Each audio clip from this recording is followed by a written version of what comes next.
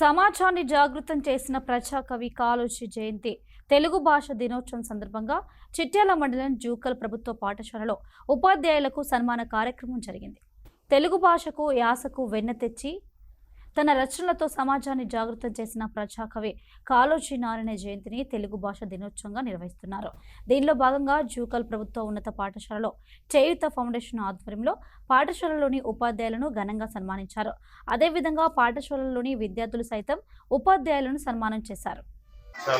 కాళోజీ గారి 111వ జయంతి ఉత్సవాలు అంగంగ వైభవంగా నిర్వహించుకోవడం జరిగింది.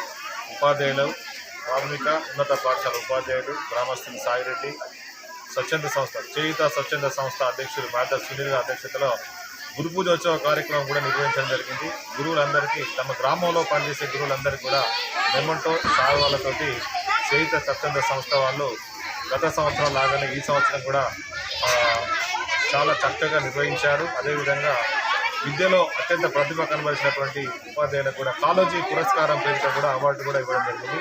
ఈ సందర్భంగా నాకు కూడా పాఠశాల ప్రధాన ఉపాధ్యాయుగా అవార్డు లభించడం కూడా చాలా సంతోషంగా ఉంది.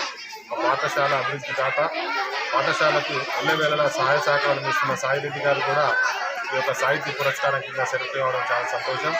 ఇంతకుముందే సాయిరెడ్డి గారు కూడా మా పాఠశాల అభివృద్ధికి చేస్తున్నారు.